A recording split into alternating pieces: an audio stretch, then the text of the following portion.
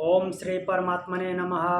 ओम श्री परमात्मने नमः। ओम श्री परमात्मने नमः। अथ श्वेताश्वतर उपनिषद अथ श्वेताश्वतर उपनिषद शांति पाठ। शांति पाठः। ओम सहना भवतु ओम सहना भवतु सहनौ भुनक्तु सहनो भुनक्तु सह वीर्यं करवावहै सह वीर्यं करवावहै तेजस्विनावधीतमस्तु तेजस्विनावधीतमस्तु मा विद्विषावहै। मा विद्विषावहै। ओम शांति शांति शांति। ओम शांति शांति शांति। चलिए हम मूल पाठ पे चलते हैं। षष्ठ अध्याय पढ़ रहे थे, चैप्टर 6। तो चैप्टर 6 में हमने 6 नंबर मंत्र देखा था। 6 नंबर मंत्र में बोल रहे हैं सवृक्ष कालाकृतिभिः परोन्यो यस्मात् प्रपंच परिवर्ततेयं धर्मावहं पापनुदं भगेशं ज्ञात्वात्मस्थम् अमृतं विश्वधाम। तो ब्रह्म के बारे में बात की गई है। बोल रहे हैं कि स वृक्ष कालाकृति भी परोन्यो, वह कैसे हैं। वृक्ष में संसार के लिए वृक्ष शब्द आया है। संसार रूपी वृक्ष काल और आकृति इन आदि से परे। अन्यो यस्मात् प्रपंच परिवर्ततेयम्, जिससे यह प्रपंच परिवर्तित हो रहा है। प्रपंच बोले तो सृष्टि, ब्रह्मांड।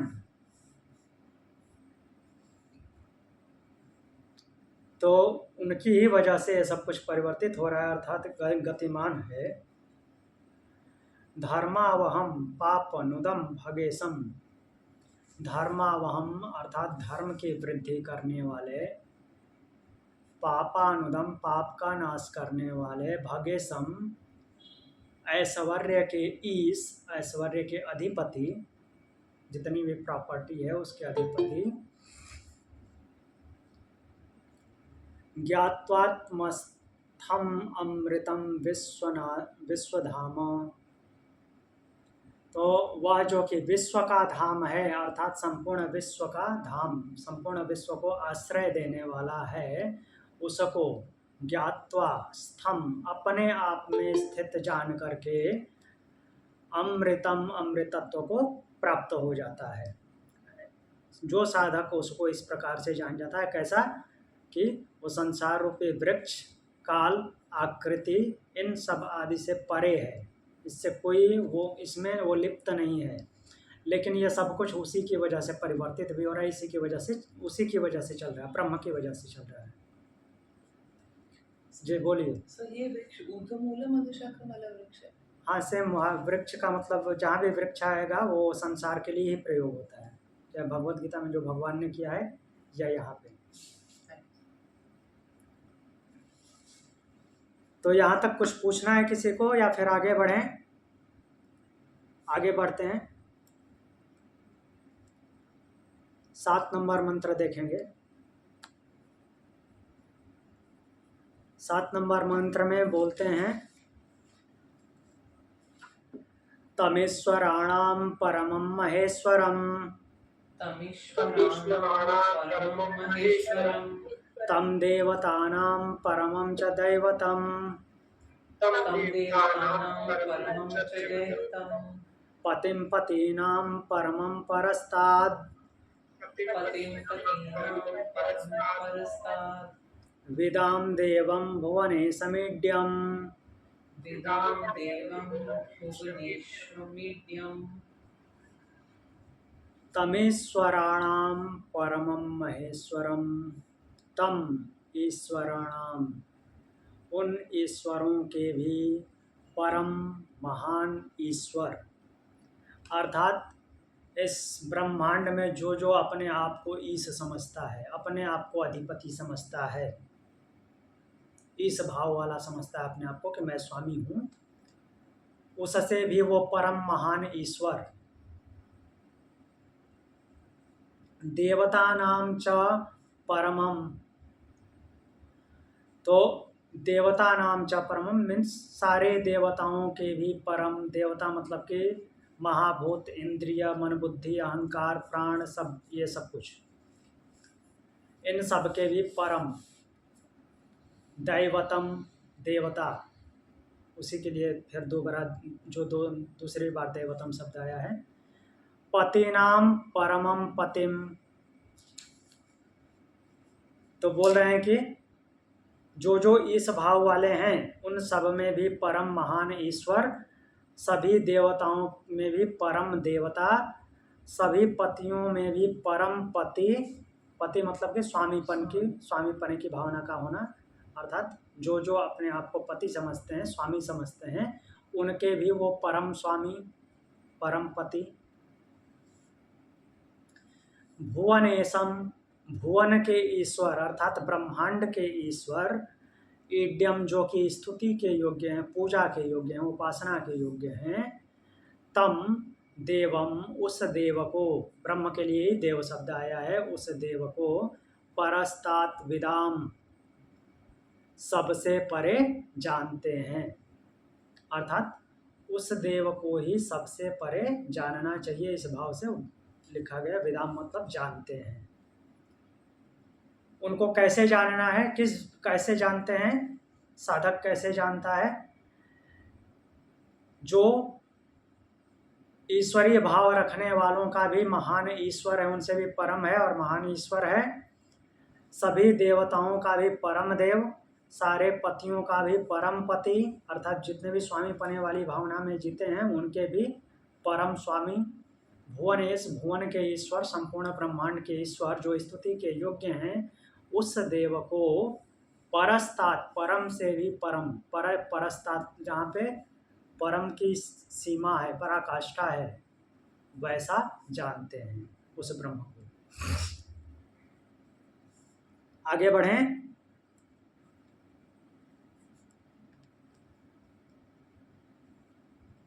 अगला मंत्र है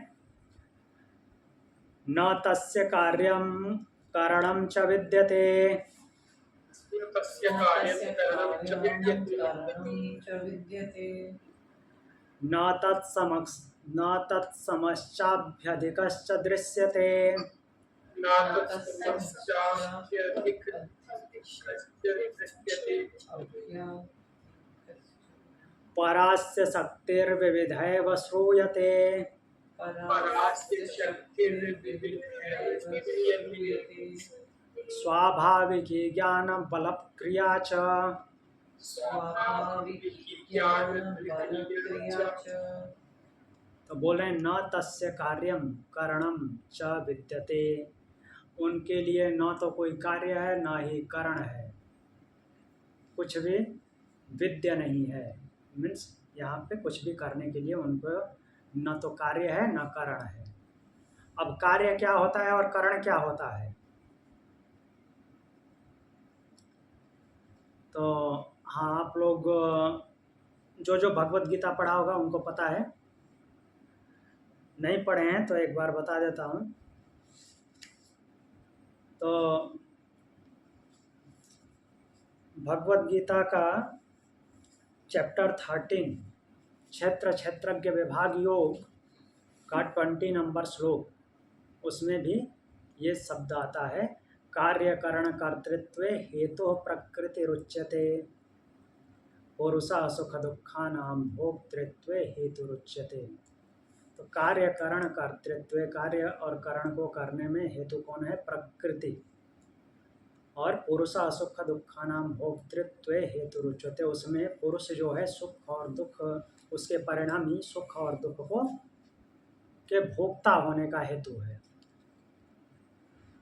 तो अब देखते हैं कि यहाँ पे कार्य और कारण क्या है, क्या ऐसा है जिसको वो पुरुष जो है भोगता है। तो कार्य जो होता है पंच महाभूत और उनकी तन्मात्राएं, उनको कार्य बोलते हैं। पंच महाभूत कौन कौन से हैं, गौरांग जी बताइए। अभी तो अर्थ वाटर ये वाले थे, इससे शरीर बना। हाँ, पानी, जल, अग्नि, आकाश, वायु। वायु।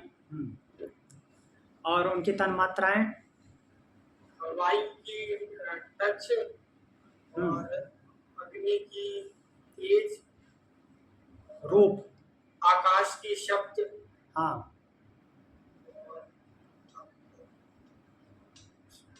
पृथ्वी की गंध, पृथ्वी की गंध,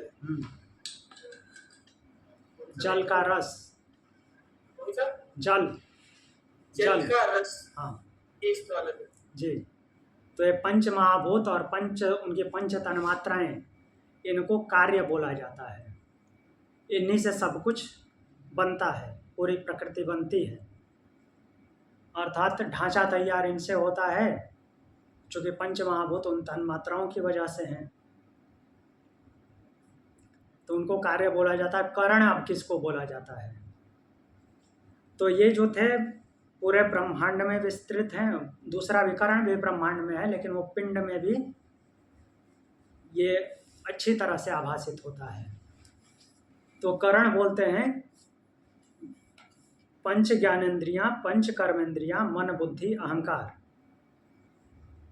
तो पंच महाभूत, पंच तन मात्राएं, इन 10 को कार्य बोलते हैं। पंच ज्ञानेंद्रियां, पंच कर्मेंद्रियां और मन, बुद्धि, अहंकार, ये 13 जो हो गए, इनको करण बोलते हैं। 13, 10, 23 टोटल हो गए कार्य और करण मिलकर के। और ये सब कहाँ पे है, प्रकृति में। प्रकृति के सारे व्यवहार इनसे होते हैं। और ये सब के सब किसके लिए नहीं है, ब्रह्म के लिए नहीं है। ब्रह्म का मत कहने का तात्पर्य है कि ब्रह्म का इनसे कोई लेना देना नहीं है वास्तव में। फिर दूसरी तरफ ये भी कार्य में पंच महाभूत और उनकी पंच तन्मात्राएं। पंच महाभूत पृथ्वी, जल, आकाश, वायु, अग्नि, उनकी तन्मात्राएं। आकाश जो खम है, खम की तन्मात्रा हो गई शब्द, ठीक, आकाश की तन्मात्रा शब्द। वायु की तन्मात्रा स्पर्श, पृथ्वी की तन्मात्रा गंध, जल की तन्मात्रा रस और अग्नि की तन्मात्रा रूप, ठीक। तो ये कार्य में काउंट होंगे। और करण में पंच ज्ञानेंद्रियां, वो आपको पता ही है, आँख, नाक, कान, जीभ, त्वचा, जो हमको ज्ञान प्रदान कराती हैं। और पंच कर्मेंद्रियां, हाथ, पैर, मुख, उपस्थ और गुदा, ये 10 हो गए। और मन, बुद्धि, अहंकार 3, ये टोटल 13 कारण होते हैं। तो इन सब का जो 10 ये पंच महाभूत, उनकी तन्मात्राएं जो कार्य के रूप में जाने जाते हैं, और इंद्रियां तथा मन, बुद्धि, अहंकार 13, 10, 23 टोटल हो गए। ये कार्य और कारण के रूप में जाने जाते हैं, जो प्रकृति, जिनसे प्रकृति संचालित होती है। इन सब से उस ब्रह्म का कोई लेना देना नहीं है। न तस्य कार्य करणम न विद्यते, ये कार्य और करण उसके लिए नहीं है, अर्थात इनका प्रभाव नहीं पड़ता उन पे। फिर आगे बोलते हैं, न तत्समश्चाभ्यधिकश्च दृश्यते।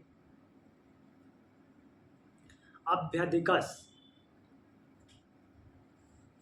तत्सम, न दृश्यते। तो बोल रहे हैं कि उससे बड़ा या उसके बराबर दूसरा कोई नहीं दिखता, ठीक। न तत्सम, उसके बराबर, उसके सम, उसके समान। न तत्सम च अभ्यधिक, और उससे अधिक। न दृश्यते, नहीं दिखता, कुछ कोई और नहीं दिखता। इसको भगवत गीता में भी बोले हैं, अर्जुन बोल रहे हैं 11वें चैप्टर में, 11वें चैप्टर का 43 नंबर श्लोक है, 1 मिनट, 43 नंबर श्लोक का सेकंड पार्ट। न त्वत्समो अस्त्यभ्यधिका कुतोन्यो लोकोत्रये अप्यप्रतिम प्रभाव। हे अप्रतिम प्रभाव वाले इस श्लोक में न त्वत्समो, आपके समान कोई दूसरा नहीं है, अस्त्यभ्यधिका कुतोन्यो, तो उससे आपसे अधिक और कौन हो सकता है? जो समान ही नहीं है, आपके बराबर ही कोई नहीं है, तो आपसे अधिक कौन हो सकता है? ऐसा बोलते हैं उसमें। वैसे ही बात को यहाँ पे भी बोले हैं। तो यहाँ पे बोल रहे हैं कि आपके समान मीन्स उसके समान, ब्रह्म के समान और उनसे अधिक और दूसरा कोई नहीं दिखता।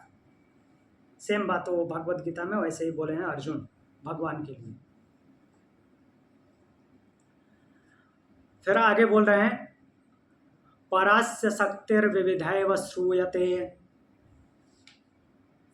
स्वाभाविकी ज्ञान बल क्रिया च।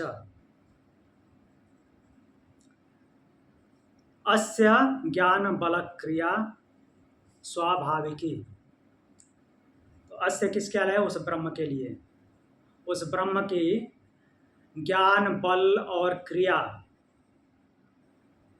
ज्ञान बल और क्रिया रूपी जो स्वाभाविकी, स्वाभाविक पराशक्ति विविधा एव श्रूयते, उस परमेश्वर के, उस ब्रह्म की ज्ञान बल और क्रिया रूपी स्वाभाविकी पराशक्ति अनेक रूपों में सुनी जाती है। अनेक रूपों में श्रूयते, सुनी जाती है। ऐसा क्यों बोला गया है? एक पार्ट जो है उस परब्रह्म का वर्णन कर रहा है, दूसरा पार्ट उसी परब्रह्म के प्रकृति में लिप्त होकर के प्रकृति को संचालित करने के भाव को प्रदर्शित कर रहा है। अर्थात एक भाग जो है वो परब्रह्म है, दूसरा भाग अपरब्रह्म है, और उसी की वो शक्ति है, वो अलग नहीं है। तो एक भाग में बोल रहे हैं कि उसके लिए न कार्य है न कारण है, कार्य कारण में से कोई भी उसके लिए नहीं है, और उसके समान और उससे अधिक यहाँ पे श्लोक में कोई देखने में नहीं आता। और फिर बोल रहे हैं कि ज्ञान बल और क्रिया रूपी उसकी स्वाभाविकी पराशक्ति ही अनेक रूपों में अनेक प्रकार से सुनी जाती है। अर्थात उसी की उस शक्ति से, ज्ञान बल और क्रिया रूपी स्वाभाविकी पराशक्ति से ये पूरा प्रकृति विस्तृत है। ब्रह्म के द्वारा ही ये ब्रह्मांड विस्तारित किया हुआ है। आगे बढ़ें।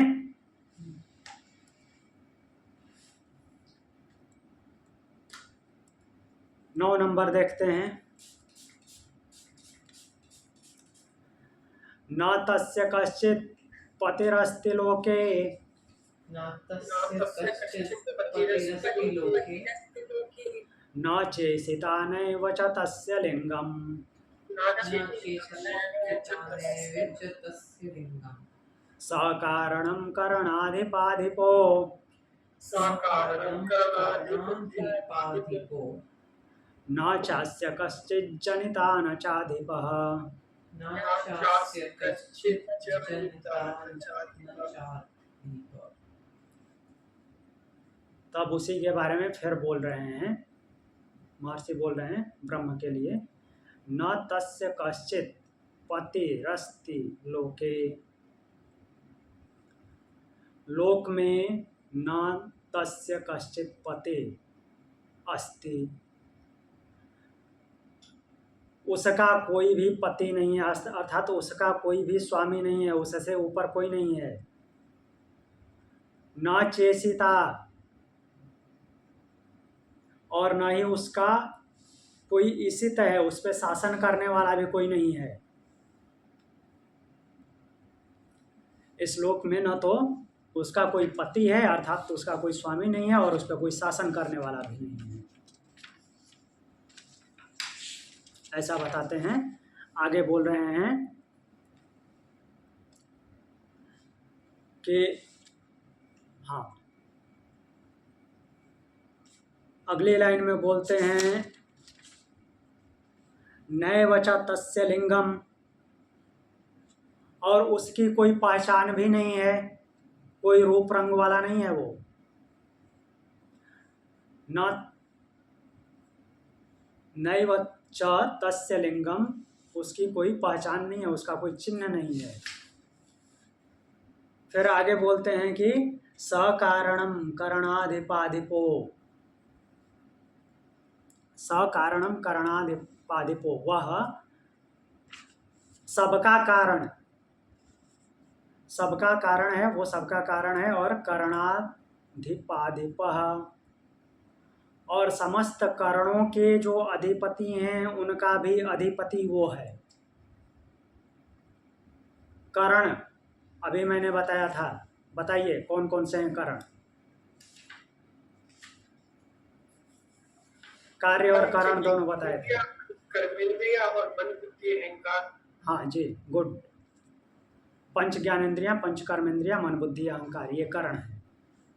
और उसको सिंपली देखा जाए तो विस्तृत ब्रह्मांड में तो हमारी सूक्ष्म बुद्धि इतना क्लियरली देख नहीं पाती, पिंड में आराम से प्रतीत होते हैं, दिखते हैं। पंच ज्ञानेंद्रियां, मन बुद्धि अहंकार भी फील होते हैं।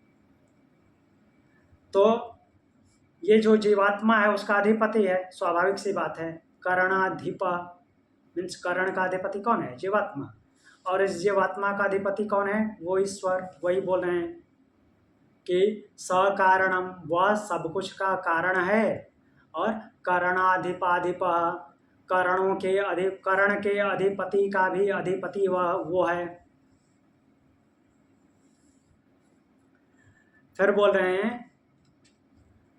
न चास्य कश्चित जनिता न चाधिप,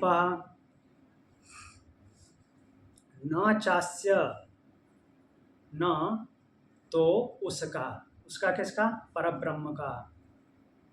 जनिता, जनक, उस परब्रह्म का कोई जनक नहीं है, उसको कोई पैदा करने वाला नहीं है, अर्थात वो अनादि है।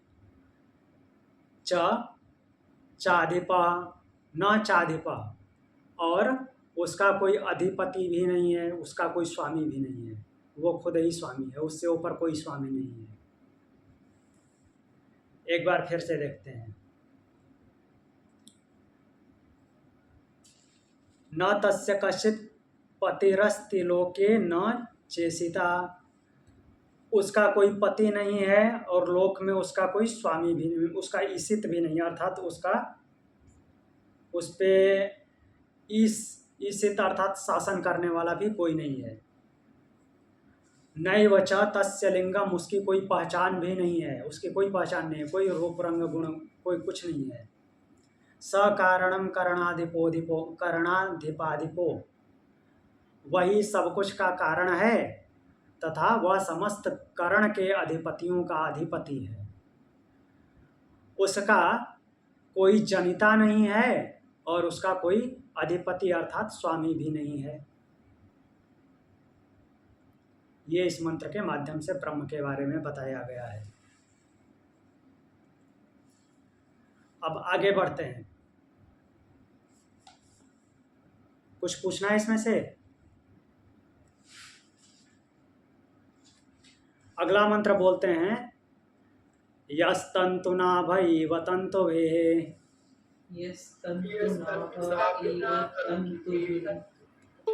प्रधानज्जय स्वभावतो देवैकः स्मावृणोत। प्रधानजो स्वभावतो देव एकः स्वमावृतोऽन्तः। स नो दधात् ब्रह्माप्ययम्। स नो दधात् ब्रह्माप्ययम्। तो बोल रहे हैं यस तंतु नाभ एव तंतुभिः प्रधानजय। तंतुनाभ किसे बोलते हैं? एक और इसका पर्यायवाची सिनोनिम्स आया था मुंडक उपनिषद में, ऊर्णनाभि। ऊण नाभि हमने पढ़ा था, ऊण नाभि मीन्स ऊन, ऊन की नाभि वाला। यहाँ पे तंतु नाभि आया है, अर्थात जिसकी नाभि में तंतु हो, जिसकी नाभि से तंतु निकलता हो, जिसकी नाभि से ऊन निकलता हो, वो कौन है? मकड़ी। हाँ नाभि से ऊन। जी, अच्छा हाँ। मकड़ी। तो ईश्वर के इस जगत की संरचना का उदाहरण मकड़ी से दिया जाता है। तो मकड़ी से क्यों दिया जाता है? कि वो रचना करती है और देखती है कि इसकी ज़रूरत नहीं है तो खा जाती है, निगल जाती है। तो इसीलिए इस यहाँ पे फिर वही ऊर्णनाभ की जगह तंतुनाभ आया है। यस तंतुनाभा एवं तंतु भी प्रधान जय। तो तंतुनाभ एवं तंतु भी, तंतुओं के द्वारा मकड़ी की भांति, जैसे मकड़ी अपने नाभि से तंतु निकाल करके रचना करती है, घर बनाती है, जाल बनाती है, वैसे ही तंतुओं द्वारा जैसे मकड़ी रचना करती है, या एक देव, वह एक ही देव उस ब्रह्म के लिए बोला गया है। एक ही है ना, वो बहुत सारा नहीं है। वह एक देव क्या करता है? प्रधान जय, प्रधान को जन्म दिया है। प्रधान को जन्म दिया है मतलब कि प्रधान को शक्ति दे करके सारी रचना की है, पूरे ब्रह्मांड की रचना करवाई है। प्रधान को जन्म दिया अर्थात प्रधान को उसने पैदा नहीं किया है। जन्म देना का तात्पर्य यहाँ पे यह है कि उसने चेतना दे दी है। प्रधान कौन है? प्रकृति। हाँ, प्रकृति। प्रकृति प्रधान है। जहाँ भी प्रधान आए उपनिषद में, वहाँ पे वो प्रकृति को लेना है।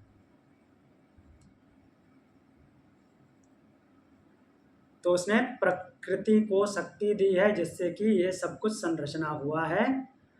स्वभावता स्वयं आवृणोता, स्वभाव से ही वो क्या किया है? स्वम आवृणोता। स्वम मीन्स अपने आप को आच्छादित कर रखा है, कहीं पता नहीं चलता। सह परमेश्वर न ब्रह्माप्ययम दधात। तो यहाँ पे साधक के द्वारा प्रार्थना की गई है कि वह किसके लिए आया? ऐसा उस पर ब्रह्म के लिए। वह पर ब्रह्म नाम मीन्स निश्चित रूप से हम लोगों को ब्रह्माप्ययम, ब्रह्माप्ययम मीन्स उस ब्रह्म रूप में आप्यय आश्रय दधात दें। तो जैसे तंतुनाभ अर्थात मकड़ी तंतुओं के द्वारा रचना करती है, वैसे ही वह एक देव प्रधान को जन्म देता है, अर्थात प्रधान को चेतना दे करके सब कुछ की रचना करता है। और स्वभाव से ही, अपने ही भाव से वो अपने आप को आच्छादित कर रखा है। आवृणोति, आवृणोति मतलब कि कवर कर रखा है, अर्थात प्रत्यक्ष नहीं होता, प्रत्यक्ष नहीं होता, सब कुछ प्रकृति से ही करवाता है। कहने का भाव यह है, वह परमेश्वर निश्चित रूप से हम लोगों को ब्रह्माप्ययम दधात, अर्थात ब्रह्म रूप में हमको आश्रय दे। किसी को कुछ पूछना है? हाँ जी सर, जब ये श्लोक पढ़ते हैं हम्म। तो ये ब्रह्माप्ययम मतलब अब्जॉर्प्शन इन ब्रह्म से ज्यादा डिस्ट्रक्शन और प्रलय जैसा साउंड करता है कि जैसे मकड़ी जाल बना के हमें एनगल्फ करके फिर नई सृष्टि की संरचना करती है, ये वो टाइप का साउंड करता है। ये अब्जॉर्प्शन जैसा नहीं कर रहा, हम उसमें लीन नहीं हो रहे करते, वो हमें खा जाके खत्म कर रहा लगता है। इसमें खाने, ऐसा फीलिंग आ रही है। इस श्लोक में खाने की बात नहीं है। वो तो मैं एग्जाम ऐसे एक्चुअलिटी बताया था कि मकड़ी का उदाहरण कैसे क्यों दिया जाता है, क्योंकि परमात्मा से ही सब कुछ उत्पन्न होता है और उसी में समाहित होता है, इसलिए। पर इस मंत्र में वो लिखा नहीं है। इस मंत्र में उसके संरचना की बात की गई है। जैसे मकड़ी रचना करती है वैसे ही वो देव रचना करता है, और देव ने जो घर बना दिया तो फिर वो ब्रह्म रूपी आश्रय में, ब्रह्म जो मीन्स अपने परम ब्रह्म में ही वो हमको आश्रय दे, पर ब्रह्म स्वरूप में हमको आश्रय दे, ऐसे प्रार्थना की गई है।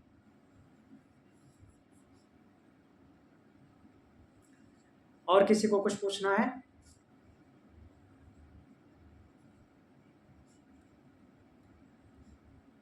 आगे बढ़ते हैं।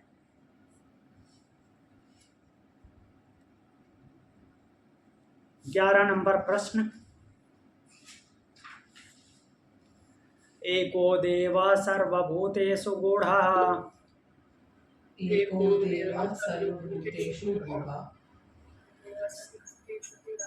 सर्वव्यापी सर्वभूतान्तरात्मा सर्वव्यापी सर्वभूतान्तरात्मा कर्माध्यक्षः सर्वभूताधिवासः कर्माध्यक्ष सर्वभूताधिवासः साक्षी चेता केवलो निर्गुणश्च। साक्षी चेता केवलो निर्गुणश्च। तो बोल रहे हैं एको देव सर्वभूतेषु गूढ़ः। एको देव, वह देव एक है, सर्वभूतेषु गूढ़ः, और सभी भूतों में अर्थात सभी प्राणियों में गूढ़ः गोपनीय है। सभी प्राणियों में है लेकिन वो गोपनीय है, दिखता नहीं, प्रत्यक्ष नहीं होता। सर्वव्यापी, वो सर्वव्यापी है, हर जगह व्याप्त है। सर्वभूतांतरात्मा, सभी के भूत, सभी प्राणियों के अंतर में है। अहम आत्मा गुणाकेश सर्वभूता से स्थिता, भगवान बोलते हैं भगवत गीता में 10वें अध्याय में। फिर बोले हैं कि कर्माध्यक्ष, कर्माध्यक्ष वो क्या है? सभी कर्मों का अध्यक्ष है। सर्वभूताधिवास, सभी भूतों में उसका वास है। अधिवास अर्थात अंतर ही निवास है।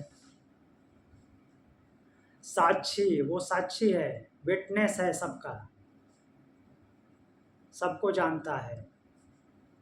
चेता, चेतन स्वरूप है, वो खुद चेतन है। केवलो, केवलो अर्थात वो केवली है, मीन्स उसमें कोई भी दाग नहीं है, उसके अलावा और कुछ भी नहीं है। निर्गुणस्य, और क्या है? निर्गुण है, गुणों से अतीत है, गुणों से भी परे है, अर्थात सब कुछ से मुक्त के भाव में उसको बताया गया है, सब में होते हुए भी सब कुछ से मुक्त।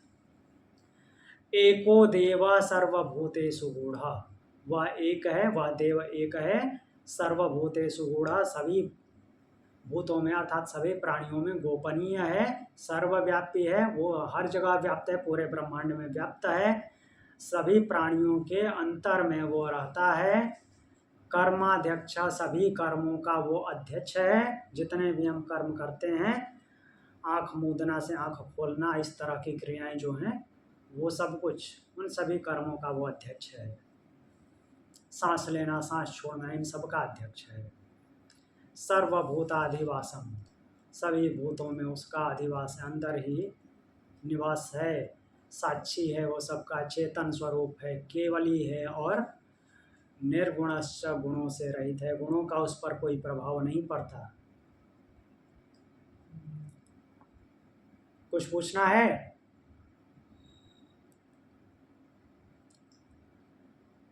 ठीक है, सब कुछ ब्रह्म के बारे में अच्छी तरह से खोल खोल के बताया गया है, ताकि कोई संदेह न रह जाए कि वो ब्रह्म क्या है। लेकिन सब कुछ जान करके भी वो प्रत्यक्ष नहीं हो पाता। आगे देखते हैं 12 नंबर। एको वशी निष्क्रियाणां बहूनां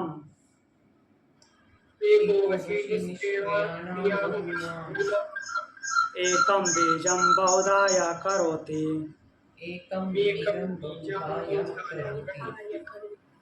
तमात्मस्थं येनुपश्यन्ति धीरा तमात्मस्थं ये वेदमुपश्येत अनुपश्यन्ति धीरा तेषां सुखं शाश्वतं नेतरेषाम्। तेषां सुखं शाश्वतं नेतरेषाम्। बोल रहे हैं कि एको वशी, वह अकेला है, और फिर क्या बोलते हैं कि वशी सबको वश में किए हुए है। वह अकेला है, सबको वश में रखता है। निष्क्रियाणाम बहुनाम एकम बीजम बहुधा यह करोति। तो बोल रहे हैं कि बहुत से जो कि निष्क्रियाणाम निष्क्रिय पड़े हुए हैं, इस सृष्टि में जो कुछ भी निष्क्रिय पड़ा हुआ है उसको वो जब चाहता है तो क्या कर देता है, वही एक बीज से प्रकृति के माध्यम से उसको सक्रिय कर देता है, और उसी से वो क्या हो जाता है, बहुधा यह करोति, बहुत सारा कर देता है। एक बीज से ही बहुत सारा कर देता है। जितने भी जो कुछ निष्क्रिय पड़ा होता है, निष्क्रिय पड़ा है, उसको एक बीज के माध्यम से, चूँकि एक बीज इसलिए बोला गया है कि वो क्या बोलते हैं कि सभी बीजों सारे बीजों का बीज वही है, ऐसा वो मंत्र आता है, सूत्र आता है योग दर्शन में, पहले चैप्टर का। एक मिनट, सही सूत्र में बता देता हूँ। तत्र निरतिशयम सर्वज्ञ बीजम, 25 नंबर। तो बोल रहे हैं कि तत्र निरतिशयम सर्वज्ञ बीजम, वह सर्वज्ञता का बीज है। ठीक, अर्थात जो कुछ भी उत्पन्न होता है, जो कुछ भी आता है, उसी के यहाँ से आता है। तो उसी के वही जो है बीज अप्लाई करता है प्रकृति में, और बीज के द्वारा जो भी निष्क्रिय पड़े हुए हैं उन सबको क्या कर देता है, एक है तो एक से बहुत सारा कर देता है। अनेक रूपों में उनको परिवर्तित कर देता है। आगे पढ़ते हैं। तस्मात् मस्थम येन पश्यन्ति धीरा तेषां सुखम शाश्वतम नेतरेषाम्।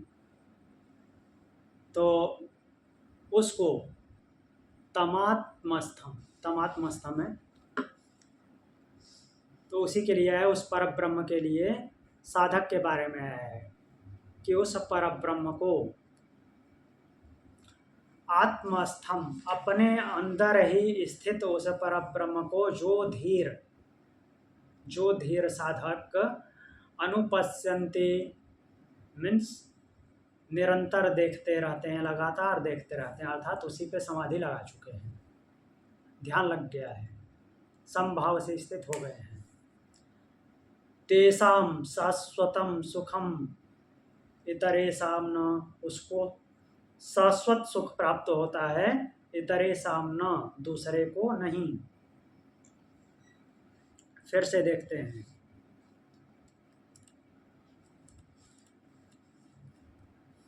एको वशी निष्क्रियाणाम बहुनाम एकम बीजम बहुधा यह करोति। वह एक है, सबको वश में किए रहता है, और एक ही बीज से निष्क्रिय पड़े हुए को बहुत सारा कर देता है, अर्थात निष्क्रिय पड़ी हुई प्रकृति को बहुत सारे रूपों में परिवर्तित कर देता है।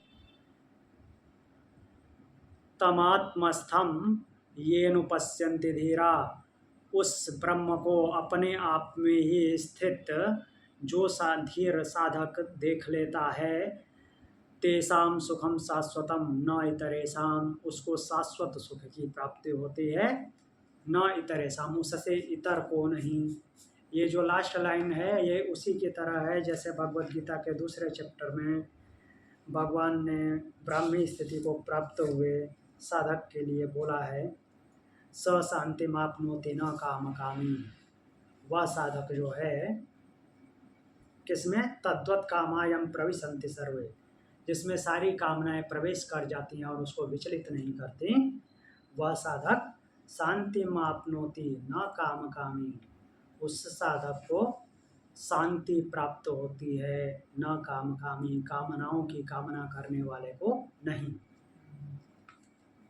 तो ऐसा ही है, तेषाम सुखम शाश्वतम न इतरेषाम, उसको शाश्वत सुख की प्राप्ति होती है उससे इतर, उससे दूसरे को नहीं।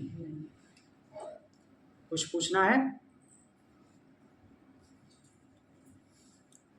13 नंबर देखते हैं।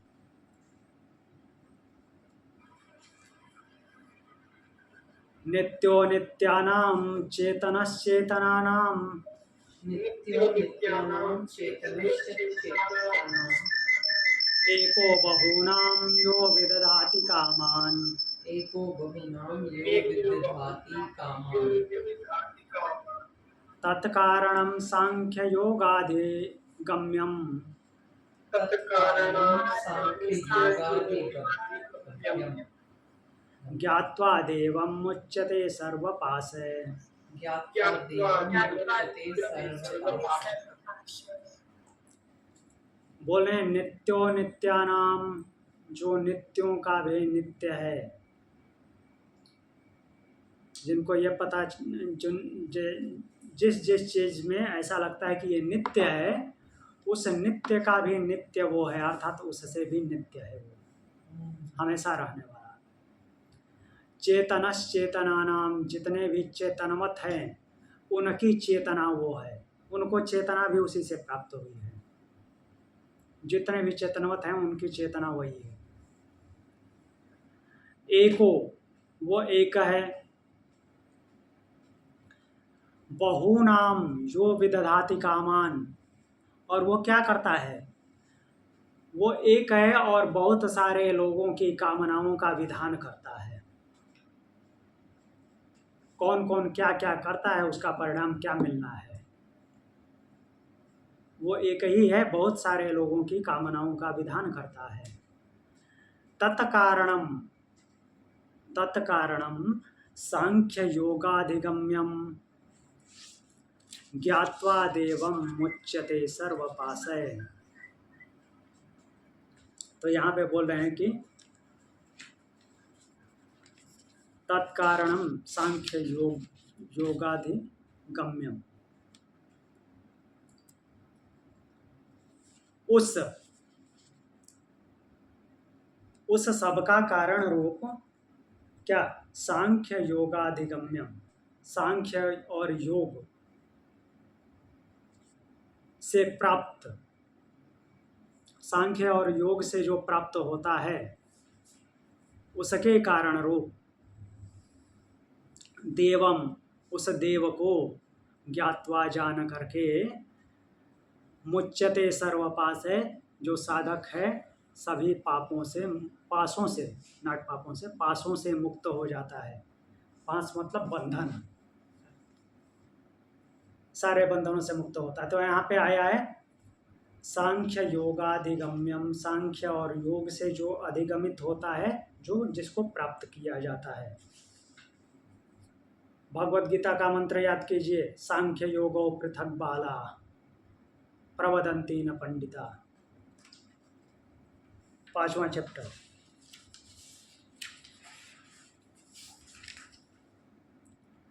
पांचवा चैप्टर 4 नंबर श्लोक, सांख्य योगो पृथक बाला प्रवदंती न पंडिता एकमप्यास्थिता सम्यक उभयोर्विन्दते फलम। भगवान बोल रहे हैं कि सांख्य और योग को जो अलग अलग बोलते हैं, सांख्य और योग कहने का मतलब क्या है? सांख्य मतलब सांख्य योग अर्थात ज्ञान योग, और योग जो शब्द आता है उसका मतलब कि कर्म योग। एक जो है ज्ञान बताता है, दूसरा कर्म अर्थात व्यवहार बताता है। जो हमारे जो दो दर्शन हैं वो यही बताते हैं, वो अलग नहीं है।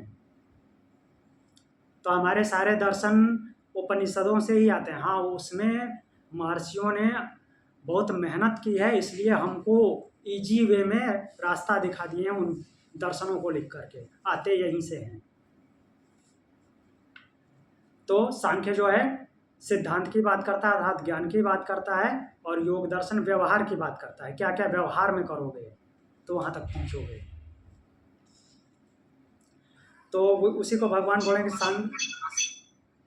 सांख्य योगो पृथक बाला प्रवदंती न पंडिता। जो ज्ञान योग और कर्म योग को जो लोग अलग अलग मानते हैं, अलग अलग बोलते हैं, वो बालक बुद्धि हैं। प्रवदंती न पंडिता, पंडित लोग ऐसा नहीं बोलते। एकम अप्यास्थितः सम्यक उभयोर विन्दते फलम। अगर एक में भी सम्यक स्थिति हो जाए, किसी एक में भी सम्यक स्थिति हो जाए तो दोनों का फल प्राप्त हो जाता है।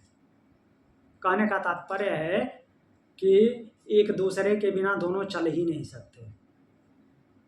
न ज्ञान के बिना कर्म होगा और न कर्म के बिना ज्ञान आएगा।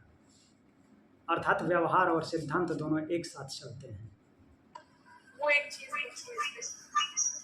आपने क्या चला रखा है, इतना इरिटेटिंग साउंड कर रहा है? वॉइस पे मम्मी का भी फोन चल रहा है और मेरा लैपटॉप भी उससे कनेक्टेड है, पास में आने से दिक्कत है। थोड़ा दूर कर लीजिए। करा बहुत दूर करा। हाँ करा दे इसके बाद। सॉरी जी बोलिए। मैं एक चीज पूछना चाह रही थी हाँ कि कभी कभी जैसे हम जिंदगी में बोलते हैं कि वो ज्यादा ज्ञान अर्जन करने का मौका ना मिला हो। हाँ अनम्यूट कीजिए। तो वे कहीं भी कैच कर रहे हैं। उनको एक मिनट के लिए जब तक प्रश्न पूछ रही हैं तब तक वो कर दीजिए, वो कर दिया, कट कर दीजिए। हेलो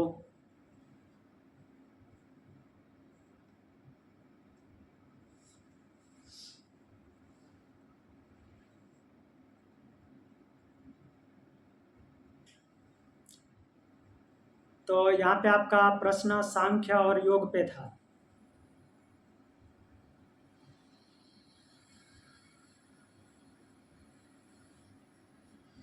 आगे बढ़ूं? हाँ एक मिनट रुको। हाँ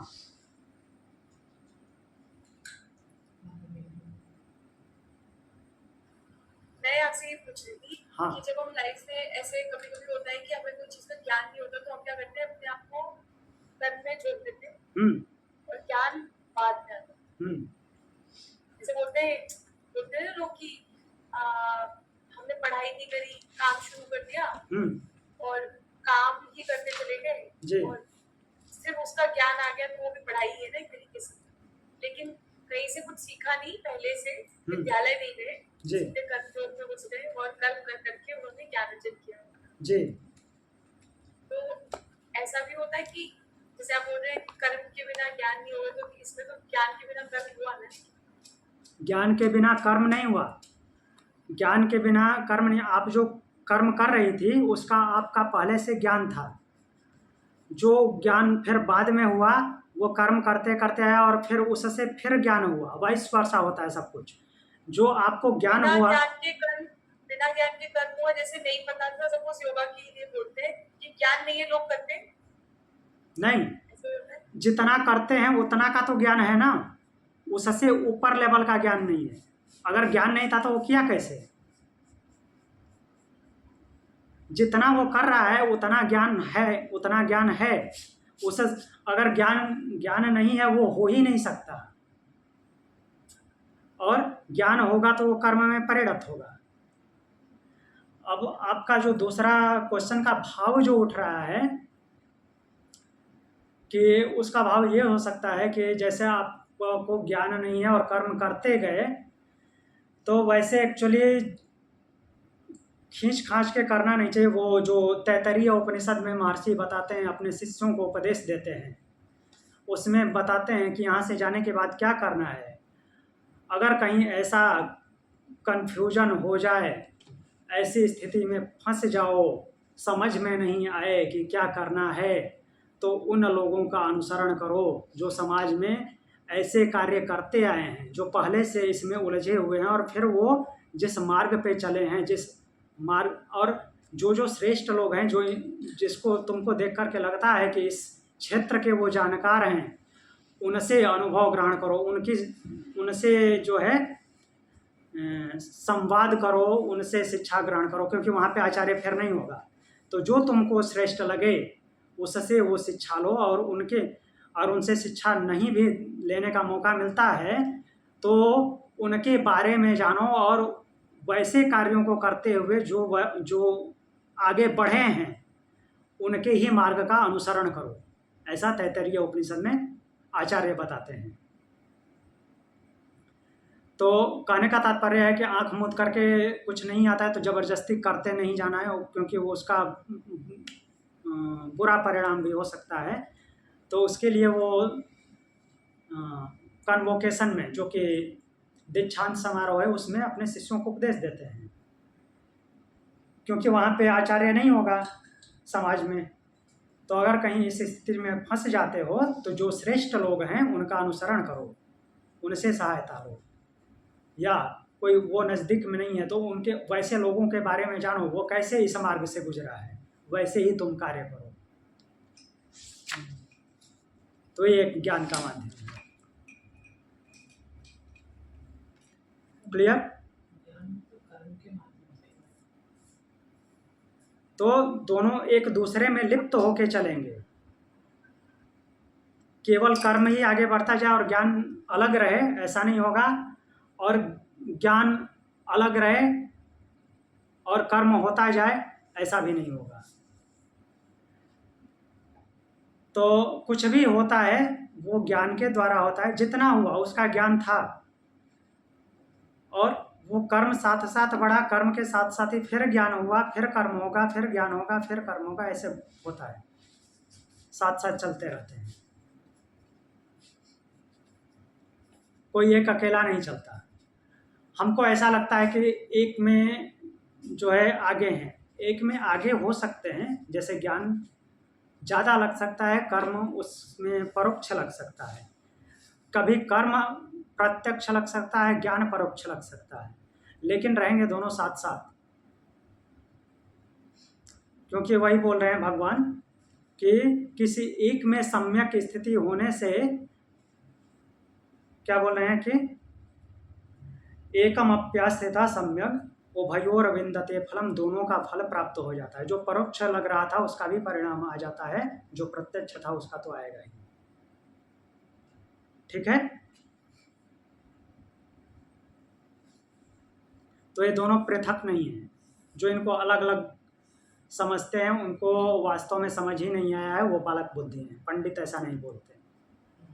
तो वो एक और प्रश्न पूछिए। हाँ जी। क्या ऐसा भी है कि जैसे काफी चीजों की गिनती है, कितने चक्रा है, इमोशंस की भी कोई गिनती है कि कितने प्रकार के इमोशंस रहते हैं?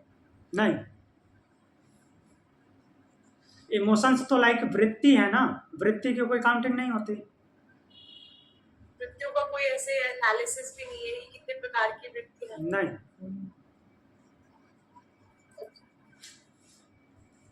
नहीं, वृत्तियों के प्रकार हैं, उनकी काउंटिंग नहीं है। वृत्तया पंचतया क्लिष्टा। तो हमें पता है 5 को बोलते हैं, जैसे काम, क्रोध, लोभ, मोह।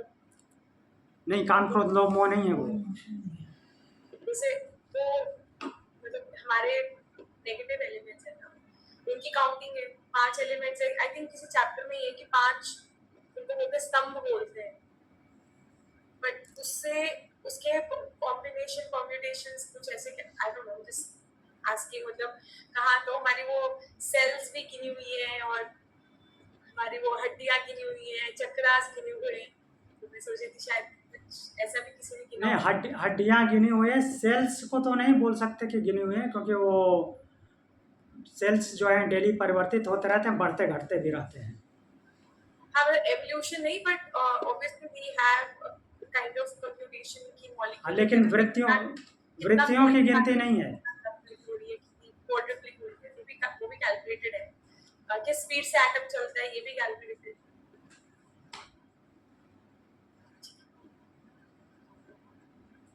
देखिए, हर चीज़ की कैलकुलेशन हो सकती है, लेकिन बहुत सारी चीज़ें हैं जो हैं हमारी गणना से बाहर हैं। ठीक है? हमारे कैलकुलेशन की लिमिट नॉर्मली ये प्रकाश तक मानी जाती है, इसलिए हम मैक्सिमम चीज़ों में प्रकाश को यूनिट मानते हैं। उससे बड़ी यूनिट, जैसे मन की गति के हम लिमिट नहीं नाप सकते। तो मन की गति का, क्योंकि वो मन जो है परमात्मा की शक्ति के माध्यम से चल रहा है, तो उसकी कोई टाइम ड्यूरेशन नहीं है। वो उसको प्रकाश वर्ष उसके सामने जो प्रकाश की स्पीड है, प्रकाश जिसको हम यूनिट मानते हैं, वो भी फेल है। तो ये जो भावनाएं एक तरह से वृत्तियां होती हैं और वृत्तियों की कोई काउंटिंग नहीं है। वैसे हम मानते हैं कि एक सेकंड में लगभग 500 वृत्तियां उठती हैं, उठ सकती हैं, मीन्स कभी कभी तो एक ही या एक भी नहीं उठती। तो ऐसा लिमिट मानते हैं कि लगभग 500 वृत्तियां एक सेकंड में उठ सकती हैं।